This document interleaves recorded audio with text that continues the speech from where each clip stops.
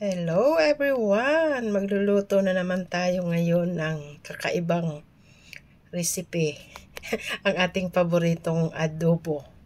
Adobo na atay ng manok na walang langsa. Ayan ang ating mga ingredient. Bawang, sibuyas, luya at sili. At then yan, atay ng manok. Hugas na po yan. Nahiwa na rin at pinapatulo na. At ayan, patatas. Nahiwa na rin namin. Ayan, patuluin na at atin ang ipiprito yan maya-maya. Ayan. Siyempre, may laurel yan, ha? Ayan, ang mahiwagang kawali. Nilagyan na natin ng ayan, mantika. Ayan, shoutout sa lahat. Maraming salamat sa inyong panunod sa aking video. Kahit anong video lang po, pinapanood nyo. Ayan. Initin na natin at iprito na ang patatas.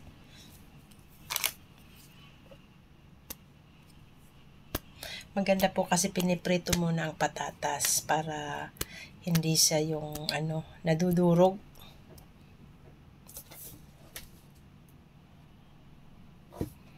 Ayan, prito natin, haluin. Mekos-mekos.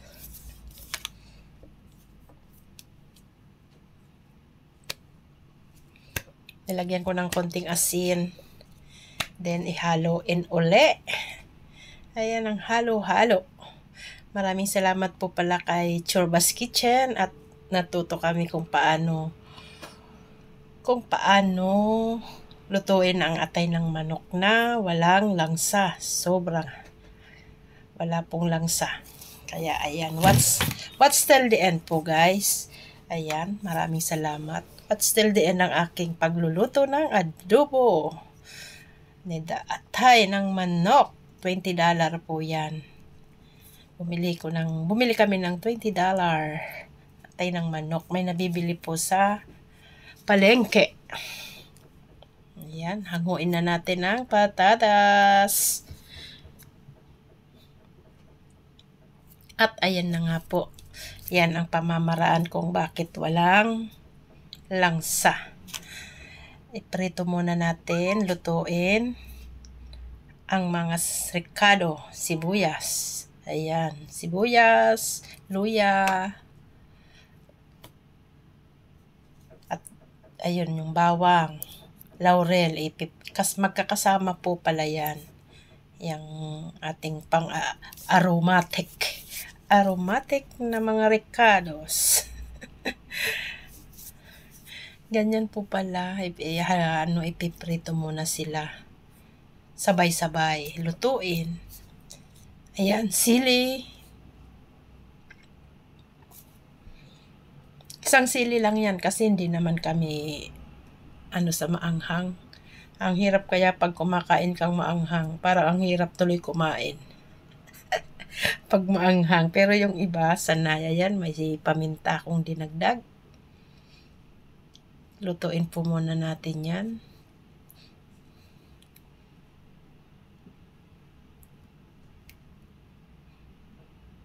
Hanggang sa maluto. Ayan. Haluin ng haluin.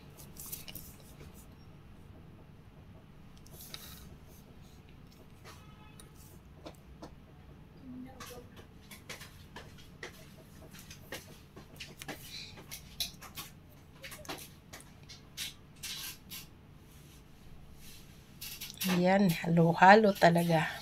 Sa pagluluto, halo-halo.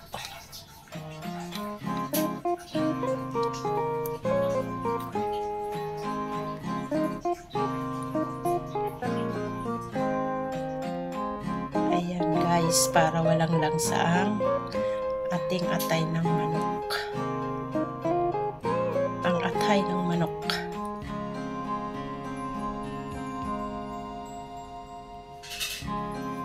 Palulutuin natin ng medyo medyo sunog-sunog.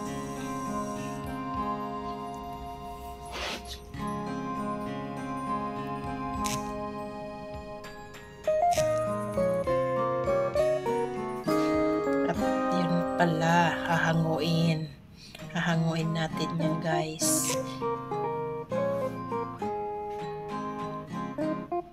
Then iiwan natin yung mantika kasi yung aroma nun nasa mantika na. Ayan.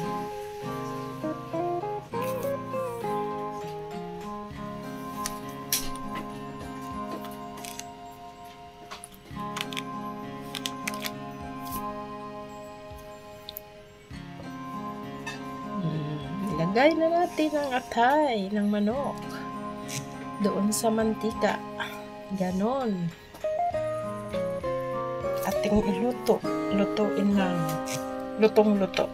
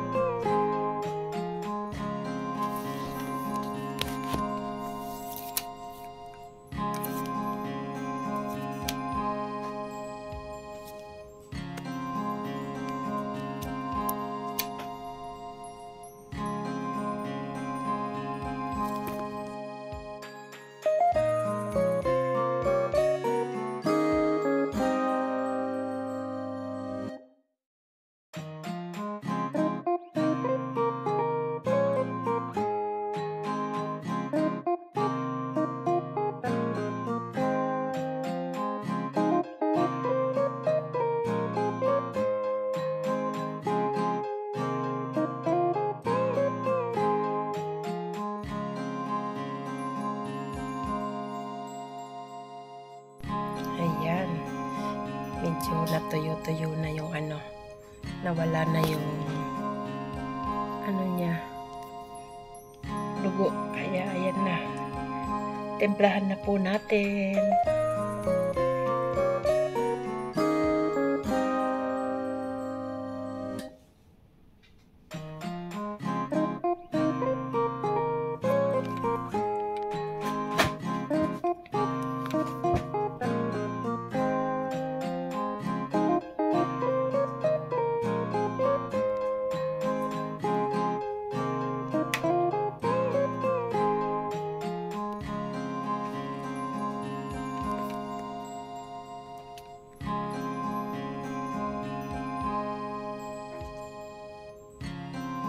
Ayan.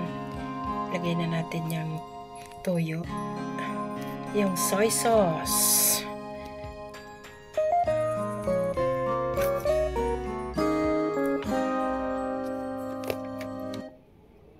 Oyster sauce po yan. Oyster sauce.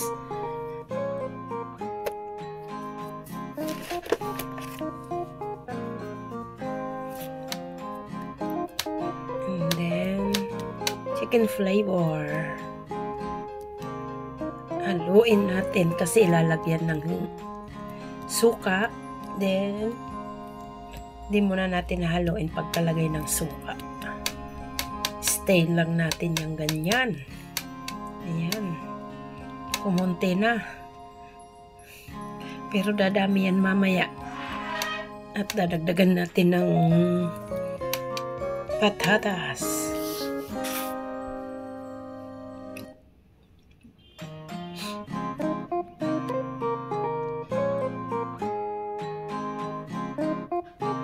Ayan, suka. Ang daming suka.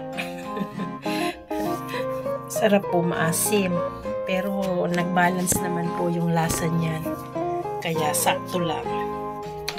Ayan, tinakpan na. Takpan po natin yan.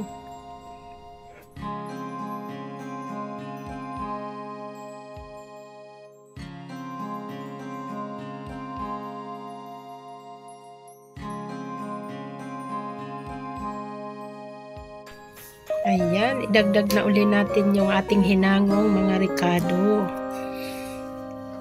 Ayan, sa pagkakataong yan at ang mga patatas. Ayan, mekos-mekos uli.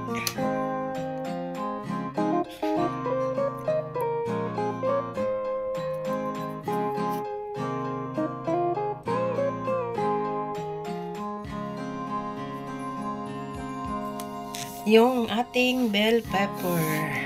Makulay ang buhay sa bell pepper, pulang-pula. Ayan, optional naman po yan kung wala namang bell pepper, wag nyo nang lagyan. Meron naman, at meron kasi kaming natirang bell pepper, kaya hinalo na namin dyan sa ating niluluto. Ayan. Halo-halo uli. Ayan, talaga naman. Hinalo-halo. Kakain na po tayo, guys. Ayan. Luto na ang ating atay ng manok. Sobra po. Perfect. Walang langsa. Kaya ano pang inaantay nyo? Magluto na rin kayo. Ayan. Dinagdagan ng asukal para mag-balance. Dagdagan nyo po ng sugar. Brown sugar. Ayan. Ganyan po pala magluto para suwabe ang lasa ng atay ng manok. Ayan, tikman na natin.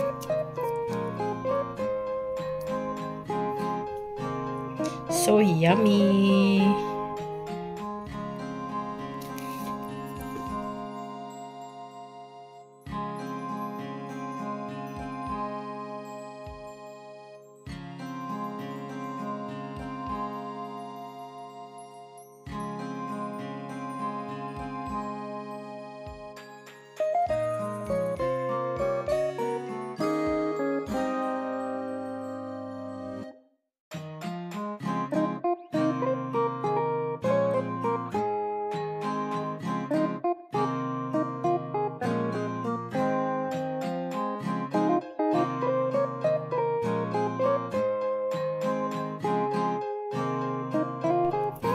Ayan, luto na, kain na tayo. Thank you for watching, guys. Maraming salamat. God bless us all. Bye-bye.